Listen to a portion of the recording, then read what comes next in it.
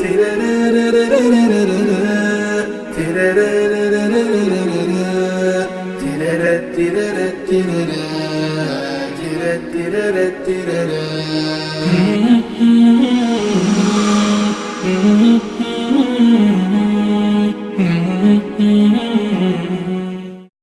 الله الرحمن الرحیم. روز قیامت که همه وضع حشر است و همه به درد خود گرفتار، گروهی از مؤمنان از قبرهایشون بلند میشن مستقیم به سوی بهشت. خود نگهبان بهشت رضوان ازشون میپرسه که آقا کجا؟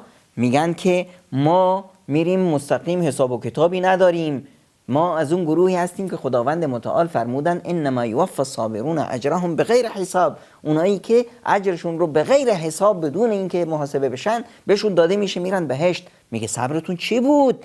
میگن که بله ما وقتی کسی به ما رو اذیت میکرد صبر میکردیم، کسی به ما خشم میگرفت برده‌باری میکردیم، گناهی ازمون سر میزد استغفار میکردیم، مورد آزمایش خداوند قرار میگرفتیم صبر میکردیم. اون وقت بهشون میگه که ادخلوا الجنة لا خوف علیکم ولا انتم تحزنون، وارد بهشت بشید که نه ترسی هست و نه دلهره‌ای برای شما.